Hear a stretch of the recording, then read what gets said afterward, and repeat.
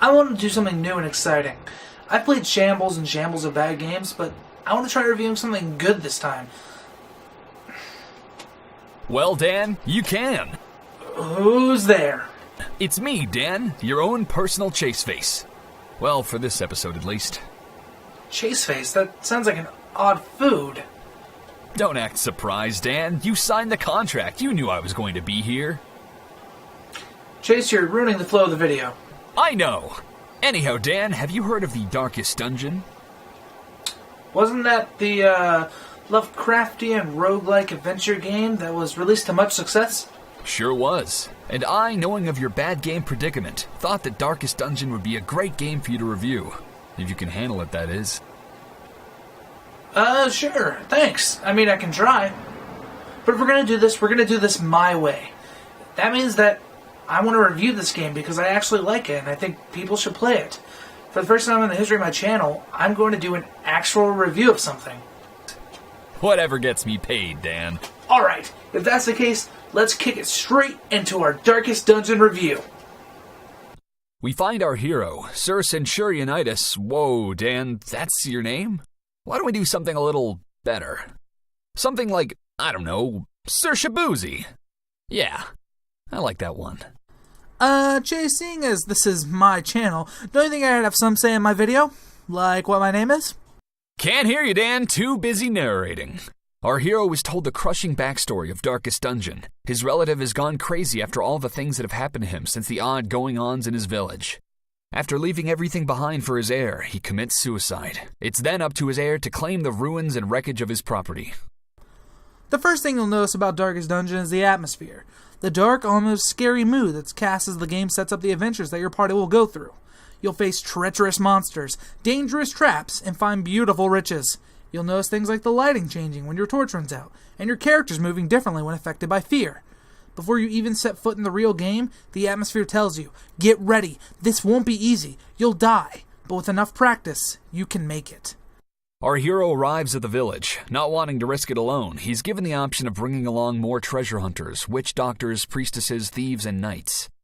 These men and women are all willing to risk their lives for the treasure and fame that may come with the exploration and destruction of the ruins. The exploration and destruction of the Darkest Dungeon. The basic idea behind Darkest Dungeon is this. You'll die a lot, but unlike a lot of other games, you're not limited to lives. Instead, every time a character in your party dies, or even your entire party dies, you'll get to replace them with a brand new member. That means that you can constantly play through levels and make your party stronger. And as you get stronger, enemies do as well. Quests will become longer, causing you to need to camp out through the night, and need to eat more food through the quest. As you beat each dungeon you visit, everything you've found is given to you in your worth in gold. But treasure and fame are not all that our heroes will find. They will find the darkness within themselves, and the insanity that will soon follow.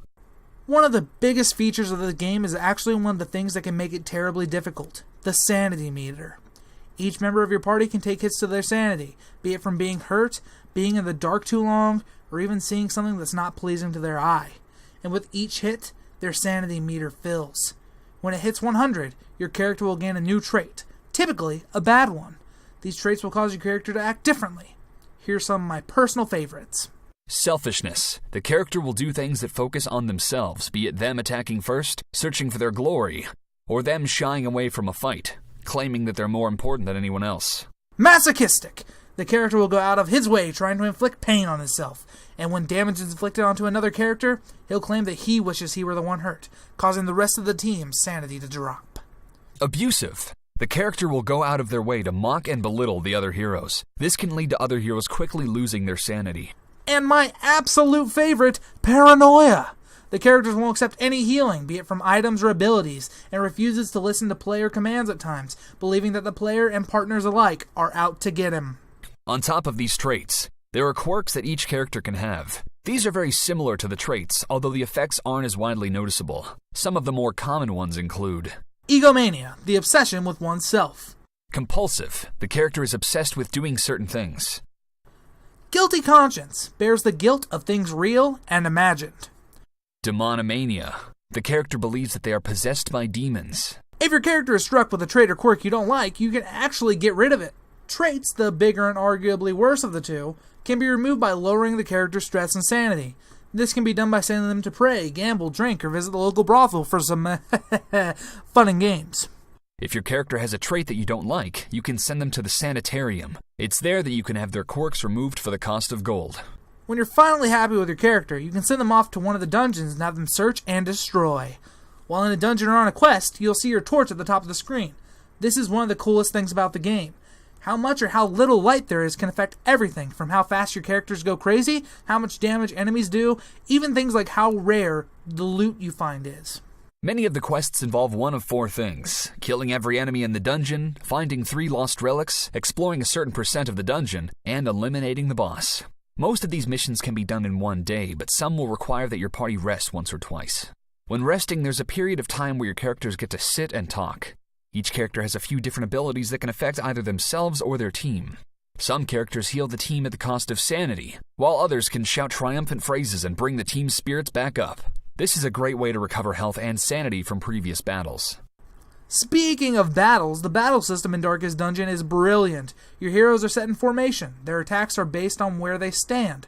For example, your highwayman couldn't use his point-blank shot attack from the back because he'd be out of range.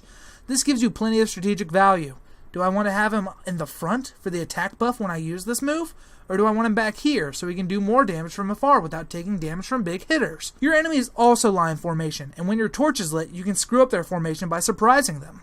Not only do you send them into new places, but you also get a free attack with each of your characters. Just like you, enemies will only do certain moves from certain places. One enemy might constantly rain blanket fire down on your team when he's in the back, but when he's moved up front, he'll only attack one party member with a knife. There's lots of strategy in this game, especially when you're trying to keep your party alive. Also, after beating dungeons, you'll be rewarded with golden heirlooms. Gold is used to buy things that you'll need for the next dungeon, alongside treating your character and heroes to rid them of their insanity and ailments. Heirlooms, on the other hand, are used to level up buildings in town, making things not only cheaper for you to purchase, but also making things available to you, like more rooms in the sanitarium or new weapons that blacksmiths can make. With some missions and quests, you'll be rewarded with trinkets. These are like any other basic equipment in other games in the sense that they affect character stats. Some will raise your health while dropping your attack. Some may even make your character less likely to go insane. There are tons of trinkets in the game, and finding them can turn the tides of battle one way or another for your characters. Speaking of sending characters to the dungeons, every time your characters visit dungeons, they'll get more and more acquainted to the odd, strange things that'll happen to them, and thus they'll level up. This means that they'll get stronger, have more health, and most importantly, have more willpower to survive the onslaught on their sanity. There is a downside to that, however. After beating the same dungeon a few times over, you'll unlock a boss fight. These fights are difficult, grueling, and require the best of the best when it comes to your in-game characters. However, after your character gets so strong, they feel that they aren't worth doing that mission, meaning that you cannot use them to fight the bosses.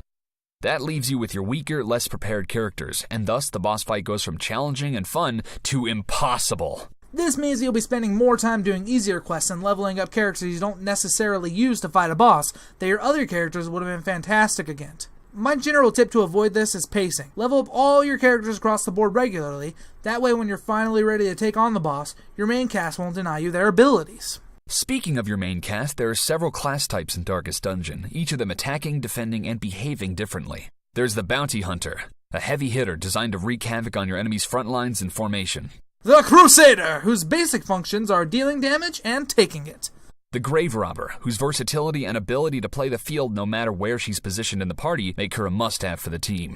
The Hellion's attacks are very powerful and tend to leave lasting effects on your foes. The only downside is that after a few attacks, she might have to take a turn to recharge her adrenaline to attack again. The Highwayman's attacks may not be the strongest, but his ability to strike from anywhere makes him a valuable asset. The Jester, a hero made for buffing your other heroes. I guess you could say the Jester is the Silent Bob to your team's J. The Occultist is a character built on the concept of weakening your enemies with debuffs. While his attacks can sometimes backfire and hurt more than help, when his curses do work, they hit hard. The Plague Doctor was designed to poison your foes and chip their health down one bit at a time. The Vestal is there for your team when they're down. She's got plenty of healing spells, and although she's got some attack with spells such as Hand of Light or Mace Bash, her true spirit shows when she's given the chance to help her team. On top of all these classes and heroes, the developers are still expecting to bring in 3 more characters at least. The Man-at-Arms, the Houndmaster, and the Arbalest are all 3 characters expected to join the fray at one point or the other. This game is amazing fun. Coming from someone who likes and has played many roguelikes, this is one of the best. If you like feeling just a little stressed, or getting a little pumped up when your characters are so close to death, then I suggest this game. I haven't put it down since I got it, and I doubt you will either. That being said, this game is definitely worth a few hours of your time.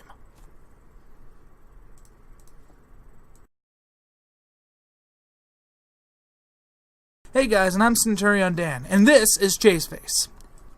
And I run a channel over on ChaseFace. I do like game review analysis stuff where I look at the first game of a series and then over time I compare it to the most recent entry. I'm still kind of early on for a couple of series, but I hope you'll join me in my adventure because I have a lot of fucking games to cover, especially Sonic. I want to kill myself. First off, I'd like to thank Chase for being a part of this video. It really means a lot. I really love his work, and just having him on my channel is a blessing. So thanks again, Chase. And before you guys listen to any more of my drabbling on, go check out Chase's channel with this link right here. And if you're still interested in my channel, you can totally click that subscribe button. Don't forget to like and comment as well, or dislike. I don't judge out loud. If you guys want to see some more of my videos, you can watch that totally awesome-rific Pajama Sam video right here. I'm gonna go, so peace out, dogs. Wink.